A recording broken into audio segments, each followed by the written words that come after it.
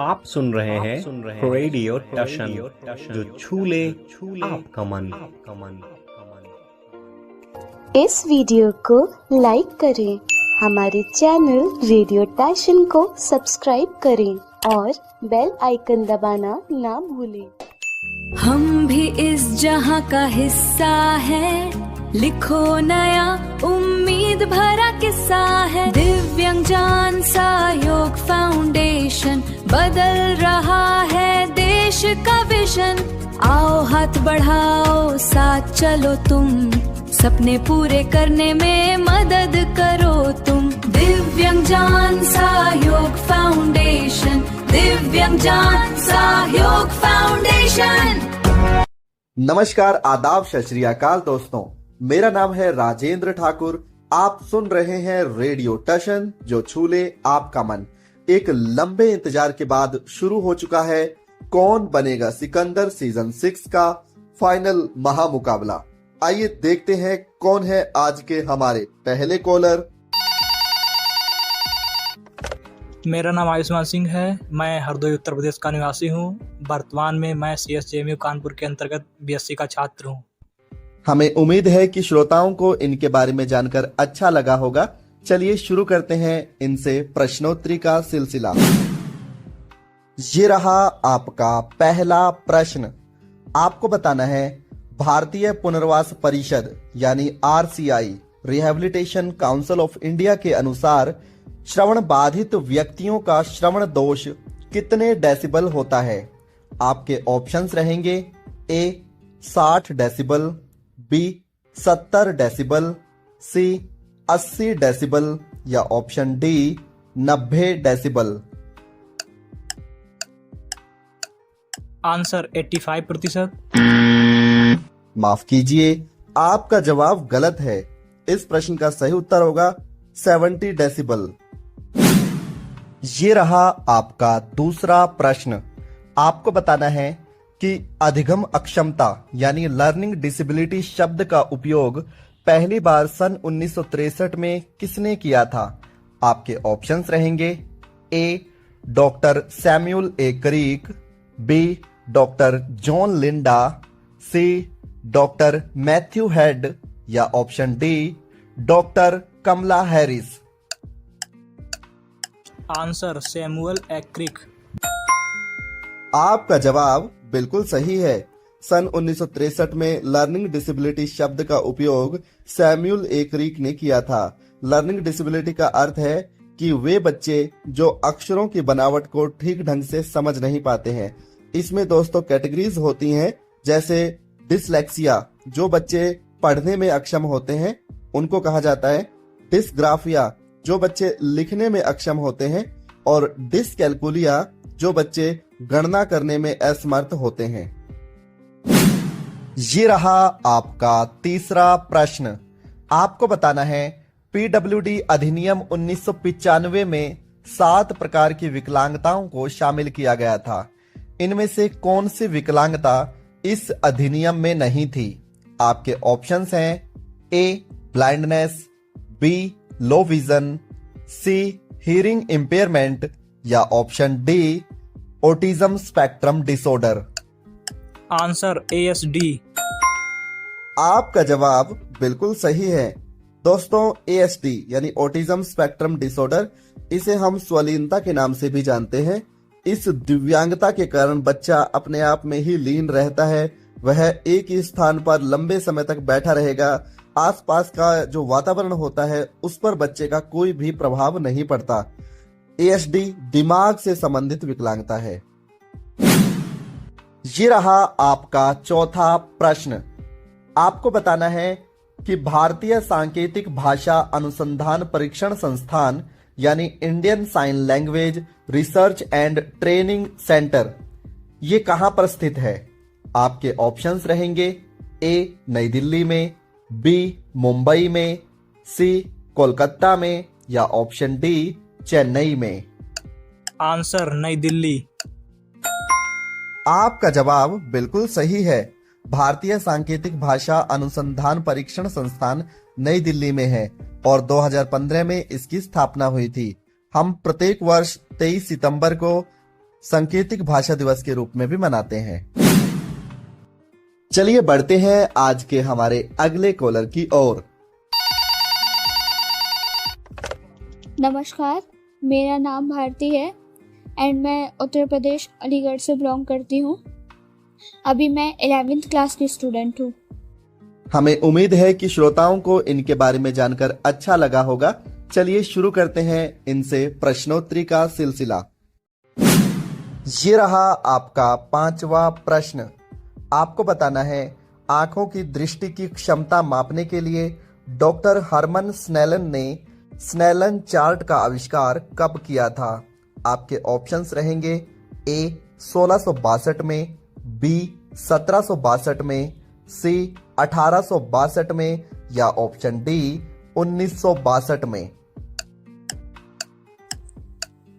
Answer है 1962। माफ कीजिए, आपका जवाब गलत है। इस प्रश्न का सही उत्तर होगा कि स्नेलन चार्ट का आविष्कार हरमन स्नेलन ने सन 1862 में किया था। दोस्तों, इस चार्ट के माध्यम से आंखों की वास्तविक देखने की क्षमता को मापा जाता है। ये रहा आपका 6वां प्रश्न। आपको बताना है कि निम्नलिखित में से कौन से बालकों के लिए फंक्शनल कैरिकुलम यानी कि क्रियात्मक पाठ्यक्रम सबसे अधिक उपयोगी होगा? आपके ऑप्शंस रहेंगे ए श्रवण बाधित बालकों के लिए, बी दृष्टि बाधित बालकों के लिए, सी बौद्धिक अक्षम बालकों के लिए या ऑप्शन डी अस्थि अक्षम बालकों के लिए। Answer intellectual disability. आपका जवाब बिल्कुल सही है। फंक्शनल कैरिकुलम यानी कि क्रियात्मक पाठ्यक्रम सबसे अधिक बौद्धिक अक्षम बच्चों के लिए ही आवश्यक है, क्योंकि इस पाठ्यक्रम के माध्यम से बच्चों को स्वतंत्र जीवन कौशल के साथ साथ आत्मनिर्भर बनाया जाता है। ये रहा आपका 7वां प्रश्न। आपको बताना है कि यदि एक दिव्यांग बालक विद्यालय में विद्यालय द्वारा निर्धारित नियमों के अनुसार तैयार होकर आता है तो यह किस प्रकार के विद्यालय का उदाहरण है? आपके ऑप्शंस रहेंगे ए विशेष विद्यालय, बी समावेशी विद्यालय, सी पृथक विद्यालय या ऑप्शन डी एकीकृत विद्यालय। Answer integrity school. आपका जवाब बिल्कुल सही है। एकीकृत विद्यालय यानी इंटीग्रेटेड स्कूल में विद्यालय के अनुसार बच्चे तैयार होकर आते हैं। विद्यालय सर्वोपरि होता है, जबकि विशेष विद्यालय यानी स्पेशल स्कूल में केवल दिव्यांग बालक ही पढ़ते हैं। इसके विपरीत समावेशी स्कूल में सामान्य बच्चों के साथ साथ दिव्यांग बालक भी पढ़ाई करते हैं। ये रहा आपका 8वां प्रश्न। आपको बताना है, एक दृष्टि बाधित बालक कक्षा में किस प्रकार का अधिगमकर्ता यानी लर्नर होता है? आपके ऑप्शंस रहेंगे ए ऑडिटरी लर्नर यानी श्रवण अधिगमकर्ता, बी वर्बल लर्नर यानी मौखिक अधिगमकर्ता, सी टैक्टाइल लर्नर यानी स्पर्शी अधिगमकर्ता या ऑप्शन डी ए और सी दोनों। आंसर है option D both A and C. आपका जवाब बिल्कुल सही है। एक दृष्टिबाधित बालक कक्षा में ऑडिटरी लर्नर और टैक्टाइल लर्नर होता है। ऑडिटरी लर्नर अर्थात वो सुनकर सीखता है, जबकि टैक्टाइल लर्नर वो चीजों को छूकर समझकर और फिर सीखता है। चलिए बढ़ते हैं आज के हमारे अगले कॉलर की ओर। नमस्ते, मेरा नाम है जयप्रकाश मौर्य। वर्तमान में मैं काशी हिंदू विश्वविद्यालय के बीए तृतीय वर्ष में अध्ययनरत छात्र हूँ। मेरा विषय है इतिहास और यहाँ पर मैं आचार्य नरेंद्र देव हॉस्टल में रहता हूँ। वैसे मैं रहने वाला हूँ यूपी गोरखपुर का और मुझे इस प्रतियोगिता से जुड़कर काफ़ी अच्छा लगा। यहाँ फाइनल में पहुँचकर भी आज मुझे काफ़ी प्रसन्नता का अनुभव हो रहा है। हमें उम्मीद है कि श्रोताओं को इनके बारे में जानकर अच्छा लगा होगा। चलिए शुरू करते हैं इनसे प्रश्नोत्तरी का सिलसिला। ये रहा आपका 9वां प्रश्न। यदि कोई बालक सामाजिक नियमों व कानून के विरुद्ध व्यवहार करता है तो वह निम्नलिखित में से किस श्रेणी के अंतर्गत आएगा? आपके ऑप्शंस रहेंगे ए पिछड़ा बालक, बी अपराधी बालक, सी झगड़ालू बालक या ऑप्शन डी बौद्धि अक्षम बालक। उत्तर अपराधी बालक। आपका जवाब बिल्कुल सही है। यदि कोई बालक सामाजिक नियमों व कानूनों के विरुद्ध व्यवहार करता है तो वो अपराधी बालक है। दोस्तों, इसका कारण यह भी है कि बच्चे को भली भांति ज्ञात है कि वो कानून का उल्लंघन कर रहा है और उसके बावजूद वो ऐसे काम कर रहा है तो वो बच्चा अपराधी ही होगा। ये रहा आपका 10वां प्रश्न। आपको बताना है कि आरपीडब्ल्यूडी एक्ट 2016 में शिक्षा की बात किस अध्याय में कही गई है। आपके ऑप्शंस रहेंगे ए अध्याय 1, बी अध्याय 2, सी अध्याय 3 या ऑप्शन डी अध्याय 4। अध्याय 4। माफ कीजिए, आपका जवाब गलत है। इस प्रश्न का सही उत्तर होगा अध्याय 3। अध्याय 3 में शिक्षा की बात कही गई है। ये रहा आपका 11वां प्रश्न। आपको बताना है दिव्यांगजनों को सशक्त बनाने के लिए सुगम्य भारत अभियान भारत सरकार द्वारा कब चलाया गया था। आपके ऑप्शंस रहेंगे ए 2015, बी 2014, सी 2018 या ऑप्शन डी 2023। उत्तर 2015। आपका जवाब बिल्कुल सही है। दिव्यांगजनों को शिक्षित करने के उद्देश्य से भारत सरकार द्वारा सुगम्य भारत अभियान 3 दिसंबर सन 2015 को चलाया गया था।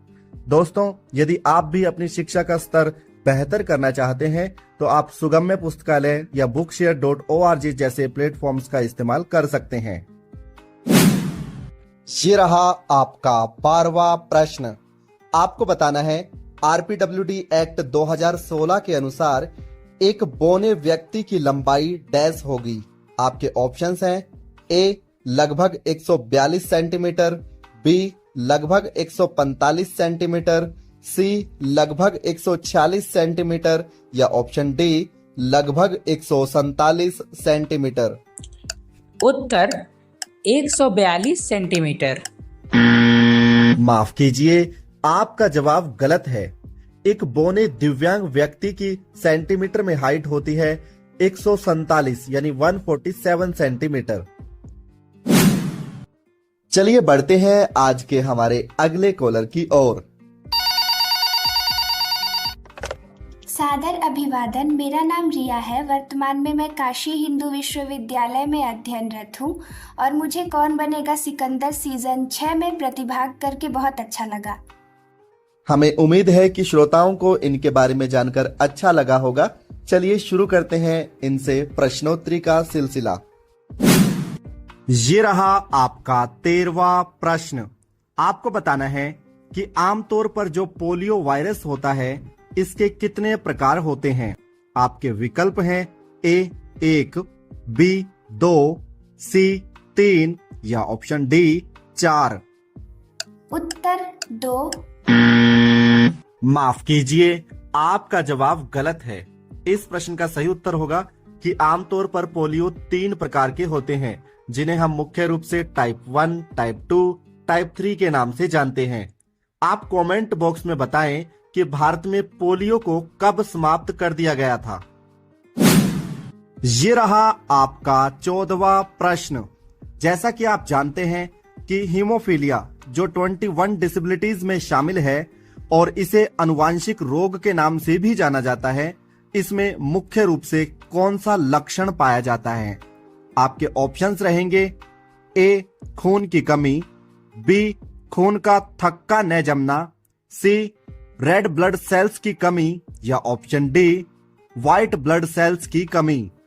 उत्तर खून का थक्का न बनना।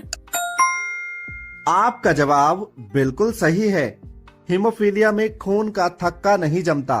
आप कमेंट बॉक्स में बताएं कि ऐसा कौन सा विटामिन है जिसके कारण खून का थक्का जमने में सहायता मिलती है। ये रहा आपका 15वां प्रश्न। आपको बताना है कि education for all handicapped children act जो 1975 में आया था, इस एक्ट का नाम बदलकर आइडिया एक्ट यानी इंडिविजुअल डिसेबिलिटी एजुकेशन एक्ट कब किया गया था? आपके ऑप्शंस रहेंगे ए 1981 में, बी 1986 में, सी 1990 में या ऑप्शन डी 2004 में। उत्तर 1981। माफ कीजिए, आपका जवाब गलत है। इस प्रश्न का सही उत्तर होगा 1990। ये रहा आपका 16वां प्रश्न। आपको बताना है कि सन 1905 में औपचारिक रूप से बुद्धि को किसने मापा और कहा कि न केवल बुद्धि को मापा जा सकता है बल्कि शिक्षा के द्वारा उसको सुधारा भी जा सकता है। आपके ऑप्शंस रहेंगे A Maria Montessori, B Alfred Binet, C Pablo Pedro या ऑप्शन डी स्पीयरमैन। उत्तर मारिया मोंटेसरी। माफ कीजिए, आपका जवाब गलत है। इस प्रश्न का सही उत्तर होगा एल्फ्रेड बिने। चलिए बढ़ते हैं आज के हमारे अगले कॉलर की ओर। सभी सुनने वाले श्रोताओं को मेरा नमस्कार। मेरा नाम नवीन है। मैं सीतापुर उत्तर प्रदेश से हूँ। वर्तमान में मैं कक्षा 8 में पढ़ता हूँ। हमें उम्मीद है कि श्रोताओं को इनके बारे में जानकर अच्छा लगा होगा। चलिए शुरू करते हैं इनसे प्रश्नोत्तरी का सिलसिला। ये रहा आपका 17वां प्रश्न। आपको बताना है कि विश्व में पहली बार सन 1879 में मनोवैज्ञानिक प्रयोगशाला यानी साइकोलॉजिकल लेबोरेटरी कहां पर खोली गई थी? आपके ऑप्शंस रहेंगे ए चाइना में, बी अमेरिका में, सी स्पेन में या ऑप्शन डी जर्मनी में। उत्तर अमेरिका। माफ कीजिए, आपका जवाब गलत है। इस प्रयोगशाला की स्थापना सन 1879 में जर्मनी के लिप्जिंग में हुई थी। ये रहा आपका 18वां प्रश्न। यदि कोई व्यक्ति किसी अन्य व्यक्ति पर एसिड अटैक यानी तेजाब डालने का प्रयास करता है तो उस व्यक्ति को भारत न्याय संहिता यानी BNS की किस धारा के तहत सजा का प्रावधान है? आपके ऑप्शंस रहेंगे ए BNS 124, बी BNS 126, सी BNS 128 या ऑप्शन डी BNS 131। उत्तर 124। माफ कीजिए, आपका जवाब गलत है। इस प्रश्न का सही उत्तर होगा कि BNS की धारा 125। ये रहा आपका 19वां प्रश्न। आपको बताना है कि 21 प्रकार की दिव्यांगताओं में से वो कौन सी दिव्यांगता है जिसमें रेड ब्लड सेल्स यानी लाल रक्त कणिकाओं का आकार गोल की बजाय अर्धचंद्राकार हो जाता है। आपके ऑप्शंस रहेंगे ए थैलीसीमिया, बी हीमोफीलिया, सी सिकल सेल डिसीज या ऑप्शन डी लेप्रेसी। उत्तर थैलीसीमिया। माफ कीजिए, आपका जवाब गलत है। इस प्रश्न का सही उत्तर होगा सिकल सेल डिजीज। इसमें लाल रक्त कणिकाओं यानी रेड ब्लड सेल्स का आकार गोल की बजाय अर्धचंद्राकार हो जाता है। ये रहा आपका 20वां प्रश्न। आपको बताना है कि पार्किंसंस डिजीज का संबंध निम्नलिखित में से शरीर के किस भाग से है? आपके ऑप्शंस रहेंगे ए मेरुरज्जु से, बी मस्तिष्क से, सी पसीने से या ऑप्शन डी थ्रोट यानी गले से। उत्तर पसीने से संबंधित बीमारी से। माफ कीजिए, आपका जवाब गलत है। इस प्रश्न का सही उत्तर होगा पार्किंसंस डिसीज का संबंध मस्तिष्क यानी दिमाग से है। चलिए बढ़ते हैं आज के हमारे अगले कॉलर की ओर। प्रणाम सर, मेरा नाम शिवा है। मैं स्पर्श राज्य की दृष्टि बाधित बालक इंटर कॉलेज लालडेगी गोरखपुर से पढ़ता हूँ। मैं कक्षा 12वीं का विद्यार्थी हूँ। मुझे इस कार्यक्रम से जुड़कर बहुत अच्छा लग रहा है। हमें उम्मीद है कि श्रोताओं को इनके बारे में जानकर अच्छा लगा होगा। चलिए शुरू करते हैं इनसे प्रश्नोत्तरी का सिलसिला। ये रहा आपका 21वां प्रश्न। आपको बताना है कि एक वयस्क व्यक्ति के शरीर की रीढ़ की हड्डी में कुल कितनी अस्थियां यानी हड्डियां होती हैं। आपके ऑप्शंस रहेंगे ए 22, बी 24, सी 26 या ऑप्शन डी 33। उत्तर 33। माफ कीजिए, आपका जवाब गलत है। एक वयस्क व्यक्ति के शरीर की रीढ़ की हड्डी में कुल 26 हड्डियां होती हैं, जबकि जब वो जन्म लेता है उस समय उसके रीढ़ की हड्डी में 33 हड्डियां होती हैं। ये रहा आपका 22वां प्रश्न। आपको बताना है कि आरपीडब्ल्यूडी एक्ट 2016 के किस अध्याय एवं किस धारा के तहत सामाजिक सुरक्षा और दिव्यांग पेंशन की बात कही गई है।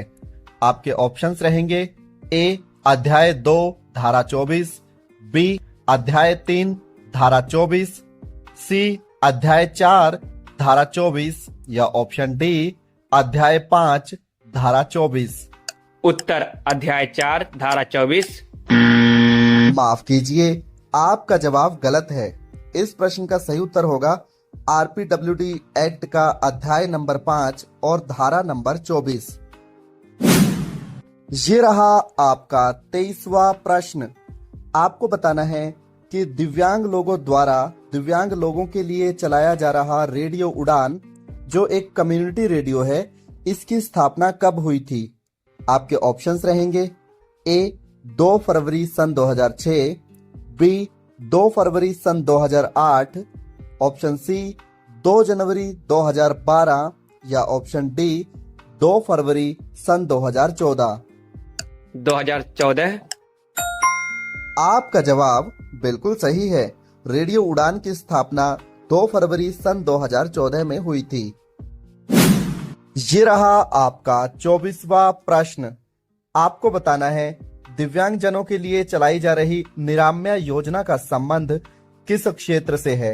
आपके ऑप्शंस रहेंगे ए उपकरण वितरण से, बी बीमा स्वास्थ्य योजना से, सी छात्रवृत्ति योजना से या ऑप्शन डी पुनर्वास योजना से। उपकरण वितरण से संबंधित। माफ कीजिए, आपका जवाब गलत है। इस प्रश्न का सही उत्तर होगा कि निर्मया योजना का संबंध स्वास्थ्य बीमा योजना से है। दोस्तों, इस योजना के तहत यदि कोई दिव्यांग व्यक्ति बीमार होता है या किसी भी प्रकार की इंजरी होती है तो उसे 1 लाख रुपए तक की मुफ्त सहायता प्रदान की जाती है। चलिए बढ़ते हैं आज के हमारे अगले कॉलर की ओर। नमस्कार, मेरा नाम श्वेता अंचल है। मैं बिलासपुर छत्तीसगढ़ से बात कर रही हूँ। वर्तमान में मैं चेन्नई में रहकर अपनी कंप्यूटर की ट्रेनिंग पूरी कर रही हूँ। मुझे रेडियो स्टेशन के साथ खेलकर बहुत अच्छा लग रहा है। मैं इसके साथ 1 महीने से खेल रही हूँ और मैं आज भी अपना बेहतर से बेहतर देने का प्रयास कर रही हूँ। हमें उम्मीद है कि श्रोताओं को इनके बारे में जानकर अच्छा लगा होगा। चलिए शुरू करते हैं इनसे प्रश्नोत्तरी का सिलसिला। ये रहा आपका 25वां प्रश्न। आपको बताना है कि आरपीडब्ल्यूडी एक्ट 2016 के अनुसार सार्वजनिक भवनों को यूनिवर्सल एक्सेसिबिलिटी मानकों के अनुरूप बनाने के लिए सरकारों को कितना समय दिया गया था। आपके ऑप्शंस रहेंगे ए 5 वर्ष, बी 10 वर्ष, सी 12 वर्ष या ऑप्शन डी 25 वर्ष। मेरा उत्तर है 5 साल। आपका जवाब बिल्कुल सही है।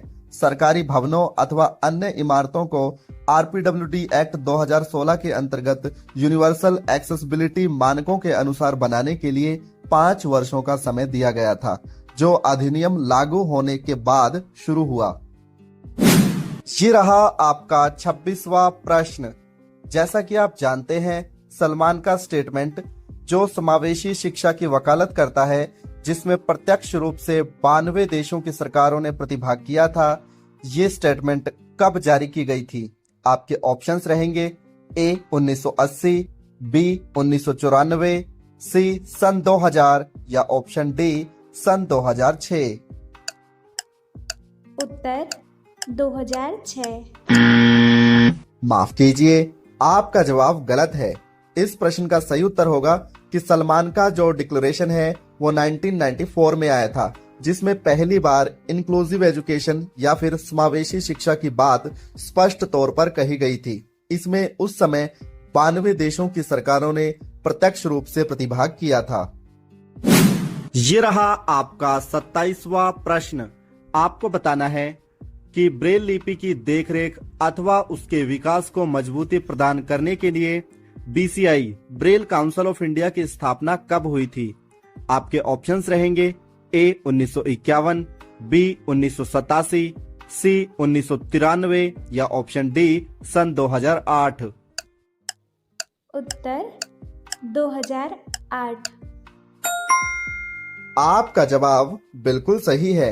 ब्रेल काउंसिल ऑफ इंडिया यानी BCI की स्थापना सन 2008 में ही हुई थी। ये रहा आपका 28वां प्रश्न। आपको बताना है कि पहली बार किस भारतीय दिव्यांग खिलाड़ी ने पैरा ओलंपिक में गोल्ड मेडल जीता था? आपके ऑप्शंस रहेंगे A Srinivasan, B Murlikant Petkar, C Vijay Shankar या ऑप्शन D साक्षी मलिक। उत्तर श्रीनिवासन। माफ कीजिए, आपका जवाब गलत है। इस प्रश्न का सही उत्तर होगा मुरलीकांत पेटकर, जिन्हें हम चंदू के नाम से भी जानते हैं और हाल ही में इन पर एक मूवी भी बनी है जिसका नाम है चंदू चैंपियन। चलिए बढ़ते हैं आज के हमारे अगले कॉलर की ओर। नमस्कार, मेरा नाम सुरेश है। मैं वर्तमान समय में स्पर्श राजकीय दृढ़ बाधित बालक इंटर कॉलेज मुहान रोड लखनऊ में 12वीं का छात्र हूं। जो भैया लोग प्रतियोगिता हर साल कराते हैं वो हम सभी दृढ़ बाधित लोगों के लिए उच्च लेवल तक पहुंचाने का कार्य करते हैं। हम उम्मीद ही नहीं, पूरा विश्वास के साथ कहते हैं कि आप सभी जो लोग इस बार नहीं जुड़े अगली बार जुड़ेंगे और इस समूह का इस प्रतियोगिता का लाभ उठाएंगे और ज्ञानवर्धन करेंगे। मुझे इस प्रतियोगिता में जुड़कर बहुत अच्छा लगा। हमें उम्मीद है कि श्रोताओं को इनके बारे में जानकर अच्छा लगा होगा। चलिए शुरू करते हैं इनसे प्रश्नोत्तरी का सिलसिला। ये रहा आपका 29वां प्रश्न। आपको बताना है कि स्वतंत्र भारत के पहले दृष्टिबाधित व्यक्ति जो संसद के लिए नामित हुए थे सन 1953 में। आपके ऑप्शंस रहेंगे A रविंद्र जैन, B साधन चंद्र गुप्त, C M.K. स्टालिन या ऑप्शन D अब्दुल रहमान। उत्तर M.K. स्टालिन। माफ कीजिए, आपका जवाब गलत है।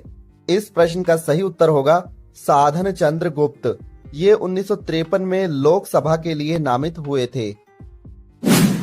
ये रहा आपका 30वां प्रश्न। आपको बताना है कि जिम फ्रच टर्मन द्वारा बेनेटिक सोशल एंटरप्राइजेज के सहयोग से बुक शेयर लाइब्रेरी जो प्रिंट अक्षम लोगों के लिए बनाई गई है, इसकी स्थापना कब की गई थी? आपके ऑप्शंस रहेंगे A सन 2001 में, B सन 2002 में, C सन 2003 में या ऑप्शन D सन 2004 में। उत्तर 2002। माफ कीजिए, आपका जवाब गलत है। इस प्रश्न का सही उत्तर है बुक शेयर लाइब्रेरी की स्थापना सन 2001 में हुई थी। ये डिजिटल लाइब्रेरी है। इसका मुख्यालय कैलिफोर्निया अमेरिका में है। ये रहा आपका 31वां प्रश्न। आपको बताना है कि तारे जमी पर मूवी किस डिसेबिलिटी यानी दिव्यांगता पर फिल्माई गई है। आपके ऑप्शंस रहेंगे A dyslexia, B dysgraphia, C dysmorphia या ऑप्शन D डिस्फेजिया। उत्तर डिसग्राफिया। माफ कीजिए, आपका जवाब गलत है। इस प्रश्न का सही उत्तर है कि ये मूवी डिसलेक्सिया पर फिल्माई गई है। डिसलेक्सिया यानी वो बच्चे जो पढ़ने में अक्षम होते हैं, उनको अक्षरों की बनावट समझ में नहीं आती। इस फिल्म को आमिर खान द्वारा सन 2007 में बनाया गया था। ये रहा आपका 32वां और आज का अंतिम प्रश्न। आपको बताना है कि राष्ट्रीय न्यास अधिनियम यानी नेशनल ट्रस्ट एक्ट 1999 में तंत्रिका तंत्र से संबंधित कितनी दिव्यांगताओं को शामिल किया गया है? आपके ऑप्शंस रहेंगे ए 1, बी 2, सी 3 या ऑप्शन डी 4। उत्तर 2। माफ कीजिए, आपका जवाब गलत है। इस प्रश्न का सही उत्तर होगा नेशनल ट्रस्ट एक्ट 1999 में 4 डिसेबिलिटीज यानी autism, cerebral palsy, intellectual disability और मल्टीपल डिसेबिलिटी शामिल थी।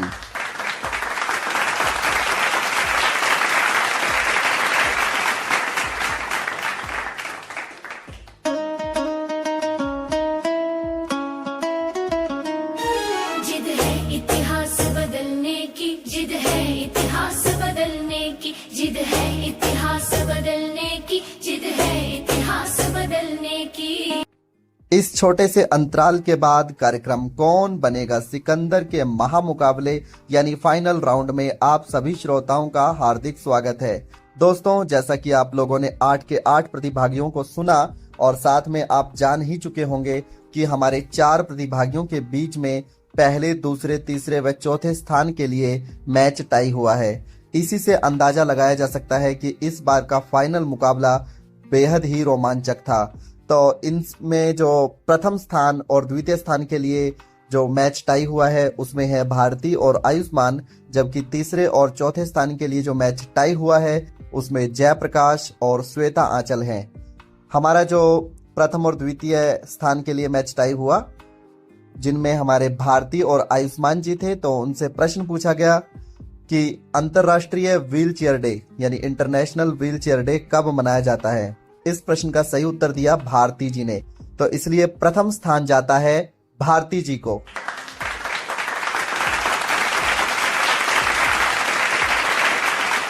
और दूसरा स्थान जाता है आयुष्मान जी को।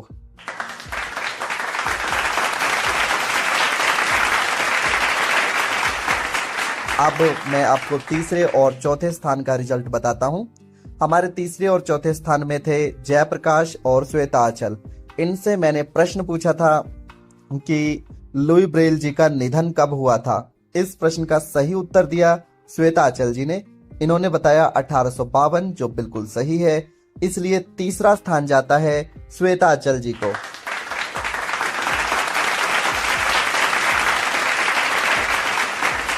और चौथा स्थान जाता है जयप्रकाश जी को।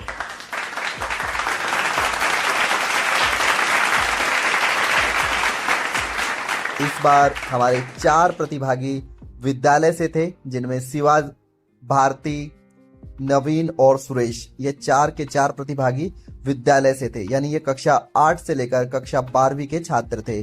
जबकि अन्य 4 विद्यार्थी कॉलेज से इस फाइनल में खेलने के लिए आए थे। आई होप कि आप सभी लोगों को हमारे फाइनल महामुकाबले कौन बनेगा सिकंदर सीजन 6 में मजा आया होगा।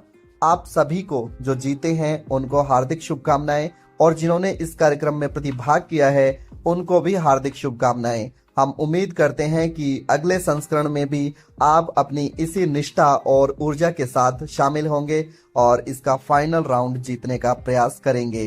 दोस्तों, आप लोगों को बता दूं कि इन 4 के 4 प्रतिभागियों को पुरस्कार प्रदान किया जाएगा। इसकी जो पुरस्कारों की घोषणा है वो ऑफलाइन कार्यक्रम 15 अगस्त सन 2026 को की जाएगी, और इसमें हमारे दिव्यांगजन सहयोगम फाउंडेशन का सहयोग रहेगा। उन्हीं के द्वारा इस पुरस्कार को हमारे प्रतिभागियों में वितरित किया जाएगा। फिर मिलेंगे अगले संस्करण में, तब तक के लिए नमस्कार। कोई शोर करे तो करने दो, अपने में मगन रहो साथी, कोई सार न दे तो क्या करना, तुम स्वयं अकेले हो काफी। हर कदम बढ़ाते जाना है, मुश्किल आसान बनाना है। हर कदम बढ़ाते जाना है, मुश्किल आसान बनाना है। अब बारी है फूलों सुन लो कांटों की नोक कुचलने की। जिद है इतिहास बदलने की, जिद है इतिहास बदलने की, जिद है इतिहास बदलने की, जिद है इतिहास बदलने की। ठोकर खाकर गिर जाना क्या चलने से तुमको रोकेगा। हर बार तुम्हारा गिरना ही दुगने साहस में झोंकेगा। चल रही हवाएं हर चन है, संदेश सुनाती सनसन है। चल रही हवाएं हर चन है, संदेश सुनाती सनसन है। लहू पसीना कर लेना, बारी है तुम्हारे चलने की। जिद है इतिहास